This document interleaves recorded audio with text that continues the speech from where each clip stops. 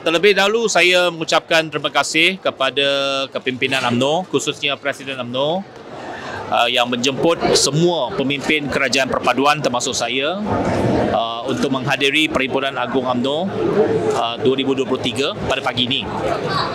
Sudah tentu ini merupakan kali pertama saya secara peribadi ataupun pemimpin DAP hadir dalam Perhimpunan Agung UMNO kerana kita telah menjalinkan kerjasama politik sejak PIU 15 yang lalu dan undangan dan jemputan ini kita sambut sebagai penghormatan kepada komponen kerajaan perpaduan parti yang utama. Sudah tentu jemputan daripada UMNO ini penting kita hadir dan kita memberikan penghormatan, termasuk Perdana Menteri hadir juga, dan saya mengikuti dengan rapat apa yang dinyatakan oleh Presiden UMNO dan ucapan dasar beliau. Secara keseluruhannya saya rasa amanat dan juga ucapan yang telah disampaikan itu sangat jelas, iaitu UMNO akan terus memainkan peranan untuk mempertahankan kerajaan perpaduan dan memohon untuk mencari titik persamaan dan juga menyuruh akar umbi UMNO untuk bersama-sama bersama dengan kepimpinan UMNO untuk terus memainkan peranan dan juga memastikan kelangsungan kerajaan perpaduan ini. Jadi saya rasa itu adalah satu amanat dan juga satu ucapan yang selari dengan hasrat dan semangat kerajaan perpaduan. So tentu beliau perlu menggariskan dari segi persekitaran politik, dari segi suasana politik pada hari ini, faktor-faktor yang menyebabkan hari ini perlunya wujud kerajaan perpaduan. Jadi saya rasa hujah yang telah disampaikan itu amat menyeluruh dan memberikan satu background yang amat jelas, latar belakang yang amat jelas mengapa kerajaan perpaduan pada hari ini terbentuk. Saya bersetuju bahawa kita perlu lupakan kisah silam dan untuk bersama-sama demi negara. Jadi itu yang mesej yang telah pun saya dapat daripada ucapan beliau. Dan sudah tentu kepimpinan lain dalam kerajaan perpaduan mempunyai semangat yang sama. DAP juga mempunyai semangat yang sama, iaitu kita hari ini melihat kepada faktor luaran dan dalaman dan perlunya sebuah kerajaan yang kuat, perlunya sebuah kerajaan yang stabil. Itu sebabnya kita bersama-sama dalam kerajaan perpaduan walaupun dengan parti-parti yang kita bertentangan pada masa lalu. Jadi itu saya rasa satu semangat yang lebih kurang sama yang dikongsi oleh rakan-rakan dalam kerajaan perpaduan. YB akan maaf ke seperti tuntutan? Ya, YB in the same spirit will you apologize based on the UMNO Youth demand?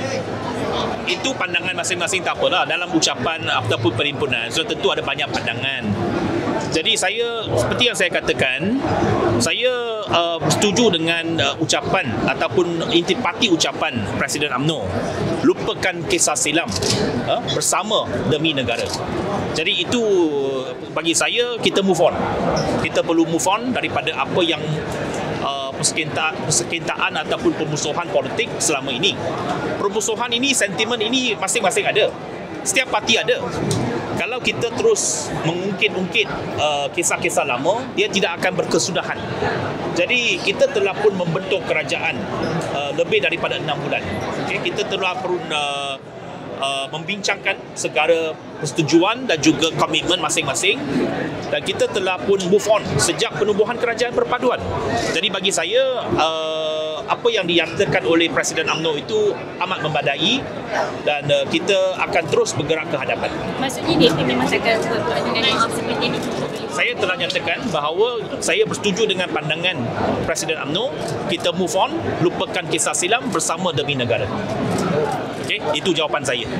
Apa beza GPS ni? Sebab GPS minta. Saya rasa itu saya tak perlu kita ulas lagi. Seperti yang kita kata, kita telah bentuk kerajaan lebih 6 bulan dan kerajaan ini telah berfungsi dengan baik. Jadi saya rasa kalau kita terus berpolemik dengan kisah-kisah silam, kisah-kisah lama, dia tak akan berkesudahan.